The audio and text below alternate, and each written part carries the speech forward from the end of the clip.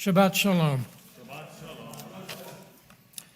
Now, those of you who know me know that over the 20 or so years that I've been a member of the shul, I've delivered approximately 20 or so drashot. And I've always followed three rules. Make it about the parsha and nothing else. No politics or personal history, and keep it short in honor of a specific retired Marine who we shall not name. But today I'm going to break with that tradition and do something very different. For one, it's the third time I've been asked to do Akev because it's a summer parsha that often falls with the rabbi's vacation. I got nothing left to say about Akev. Also, I turned 65 this year and I decided I'm going to do whatever the hell I want. And more importantly and seriously, the times are uniquely challenging. So today I'm going to speak from the heart, because I'm sad and because I'm angry. My grandfather came to this country at age 13 by himself. Family lore has it that he pissed off the local rabbi so badly that he had to get out of Dodge. And knowing him as a kid, he died when I was 12, sadly, he was a pretty irascible old man, so I can actually believe that that story is true. But our family had the traditional Jewish immigrant three-generation story. My grandfather sent back home to his shtetl in Hungary for a wife. My father and his family lived in the Kinsman area, the Jewish ghetto of Cleveland. In fact, their close neighbors were the Burnswigs, Al Burnswig of blessed memory. As soon as my parents could afford it, they moved to the suburbs to get their kids a better education. My dad worked, he did not go to college. My mom became a nurse, graduating the same week my eldest brother graduated high school.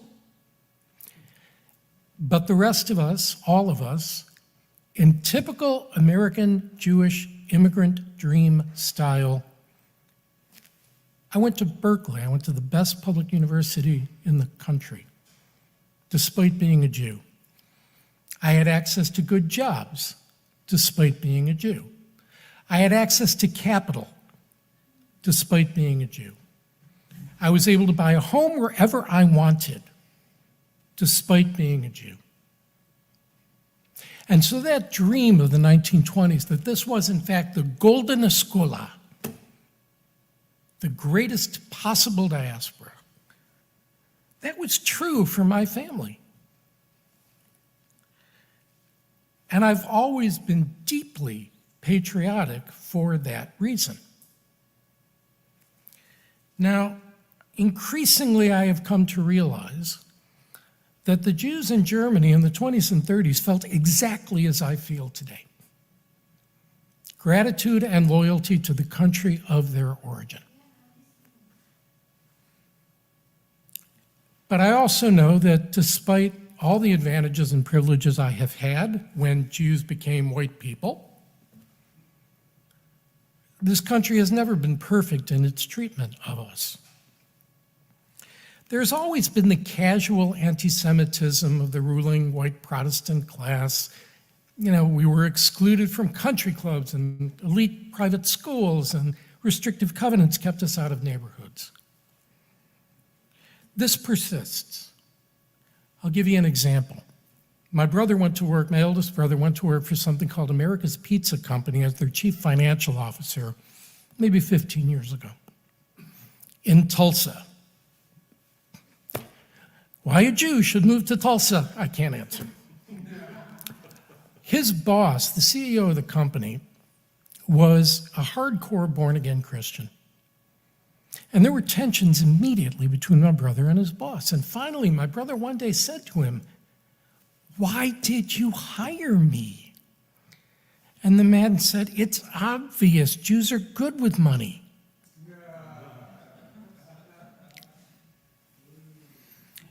My wife's medical school, Chicago Med, now called something else, was founded because Jews were not being admitted to Northwestern University Chicago medical schools.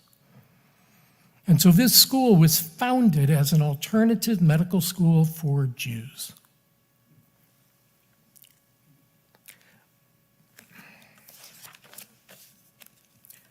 But what we have known as the casual, embedded anti-Semitism of the more conservative elements of our society has metastasized into something far more sinister and far more dangerous.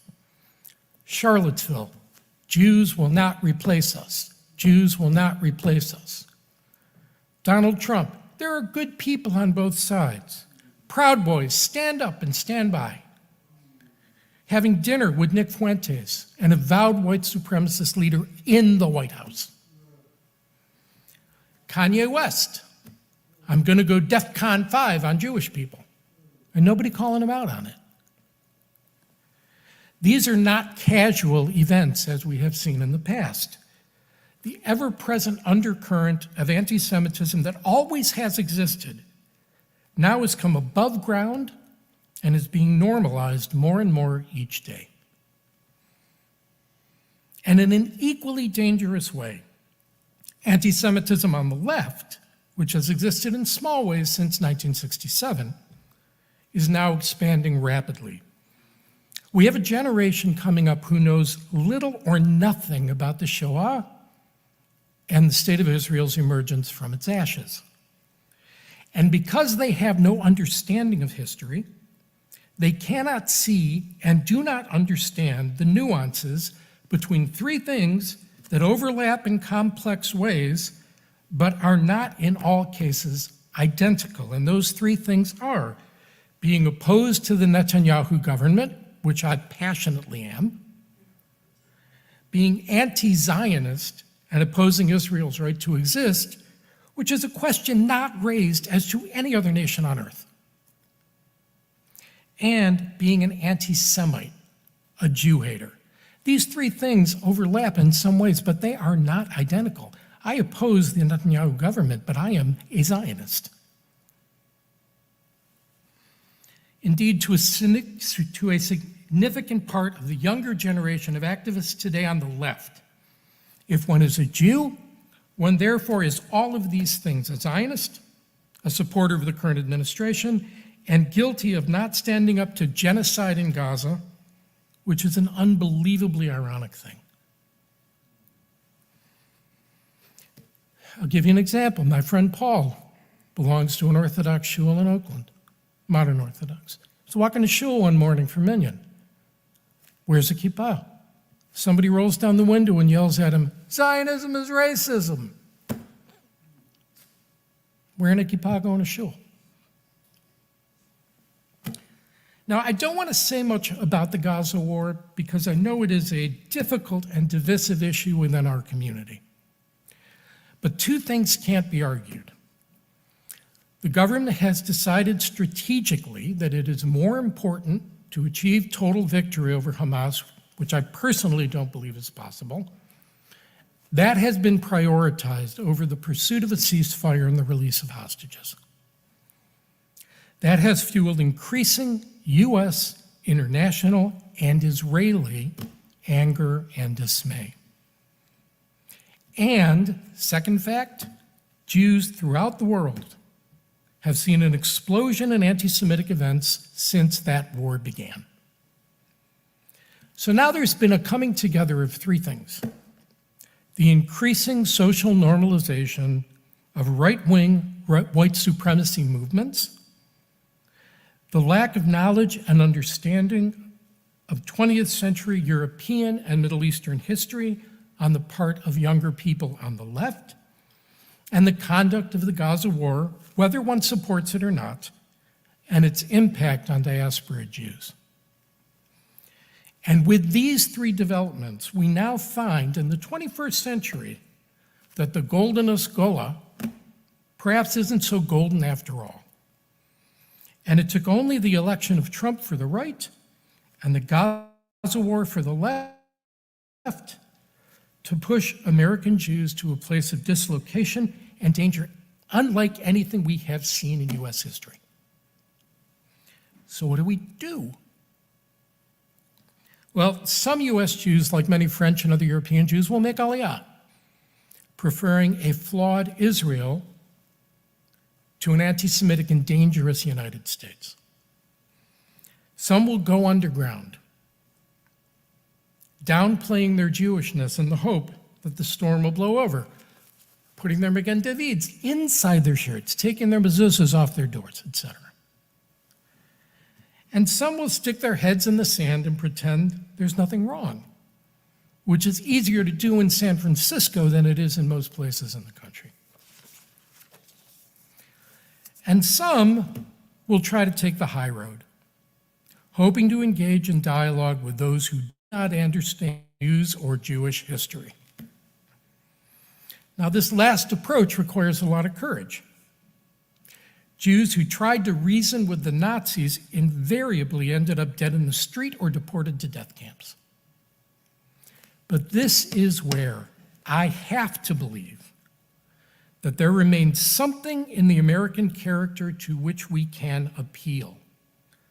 That there, in fact, are Americans of goodwill from all backgrounds who are willing to work together to challenge and defeat hate in all its forms across the board, and to work to bring about a just peace in the Middle East and in other places torn apart by war.